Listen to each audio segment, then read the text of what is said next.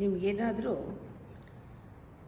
ಆನಂದ ಆಗಿದ್ದರೆ, ಸಂತೋಷ ಆಗಿದ್ದರೆ, ನಿಮ್ಮ ಅನುಭವಗಳು ಬಂದು ನನಗೆ ಹೇಳಬೇಡಿ. ಯಾಕೆ ಅಂತ ಹೇಳ್ತೀನಿ. ಆನಂದದಲ್ಲಿ ಎಷ್ಟೊಂದು ಸ್ಟೆಪ್ಸ್ ಇವೆ. ನಿಮಗೆ ಯಾವ ಥರದಲ್ಲಿ ಆನಂದ ಆಗಿದೆ, ಯಾವ ಸ್ಟೇಟಲ್ಲಿ, ಇನ್ನೂ ಒಳಗೆ ಹೋಗಬೇಕು. ನೀವು ಹೇಳಿದಾಗ ಇನ್ನೂ ಇವರು ಸಾಲದು ಅನಿಸುತ್ತೆ ನನಗೆ. ಯಾಕೆ ಅಂದರೆ ಯಾವುದಾದ್ರೂ ಒಂದು ವಸ್ತು ನಮಗೆ ಖುಷಿ ಕೊಟ್ಟಾಗ ಇದಕ್ಕೆ ನಾವು ಮನುಷ್ಯ ಆನಂದ ಅಂತ ಹೇಳ್ತೀವಿ. ನೀವು ಮನುಷ್ಯರು ಬೇಕಾದ ಸಿಕ್ಕಿದೆ, ಖುಷಿ ಪಡ್ತೀರಾ, ವಸ್ತುವಿನಿಂದ ನಿಮಗೆ ಸಿಕ್ಕೋ ಆನಂದ. ಎರಡನೇದು ಋಷಿ ಆನಂದ ಅಂತ.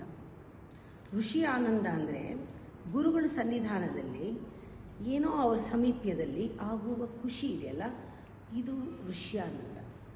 ಇದು ಕೂಡ ಟೆಂಪರರಿ, ಇರೋಷ್ಟೊತ್ತು, ಆಮೇಲೆ ಇಲ್ಲಿಂದ ಹೋದ್ಮೇಲೆ ಇಲ್ಲ. ಆಮೇಲೆ ಇನ್ನೊಂದಿದೆ ದೇವಾನಂದ. ಪೂಜೆ ಗೀಜೆ ಮಾಡ್ತಾ ಇರುವಾಗ ಇನ್ವಾಲ್ವ್ ಆದರೆ, ಹೋಮ ಹವನ, ಏನೋ ಒಂದು ಖುಷಿ ಬರುತ್ತೆ. ಇದು ಟೆಂಪರರಿ. ದೇವಾನಂದನೂ ಟೆಂಪ್ರರಿ.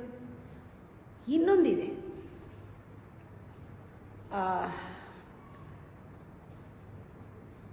ಅರ್ಚನಾ ಎಕ್ಸ್ಪ್ಲೈನ್ ಮಾಡ್ತಿದ್ಲು ಇಟಲಿನಲ್ಲಿ ಕೆಲವು ಬ್ಯೂಟಿಫುಲ್ ಪ್ಲೇಸಸ್ ಹೆಂಗಿದೆ ಅಂತ.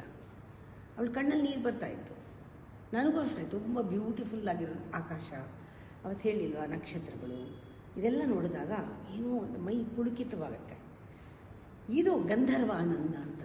ಇದು ಅಷ್ಟೊತ್ತು ಮಾತ್ರ, ಸನ್ಸೆಟ್ ಮಾತ್ರ, ಆಮೇಲೆ ನೆನಪಾಗ್ಬಿಡುತ್ತೆ. ಈ ಆನಂದವೂ ಕೂಡ ಕ್ಷಣಿಕವೇ.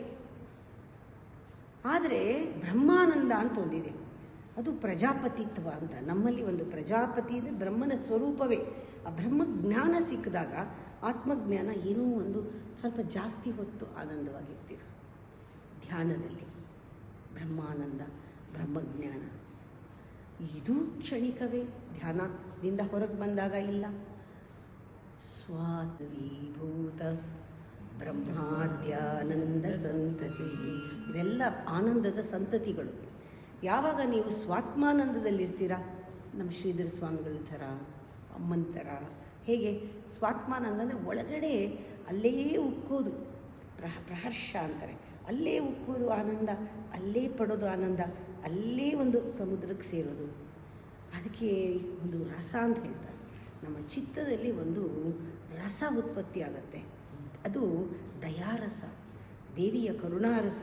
ಆ ರಸದಲ್ಲಿ ಒಂದು ಬೆಳಕು, ಚಿತ್ತಿನ ಬೆಳಕು, ಬೆಳಕಿಗೆ ಜೊತೆಯಲ್ಲಿ ಆನಂದ, ಆನಂದದ ಜೊತೆ ಜ್ಞಾನ, ಜ್ಞಾನದ ಜೊತೆ ಪ್ರೇಮ, ಎಲ್ಲವೂ ಮಿಕ್ಸ್ಚರ್ ಆಗಿದ್ದ ಒಂದು ರಸ ಬರುತ್ತೆ, ಆ ದಯಾರಸ ಅಂತ.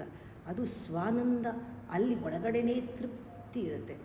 ಸ್ವಾನಂದಾಮೃತ ತೃಪ್ತಾಯ ಶ್ರೀಧರಾಯ ನಮೋ ನಮಃ. ಅಂಥ ಶ್ರೀಧರರಿಗೆ ನಮಸ್ಕಾರ.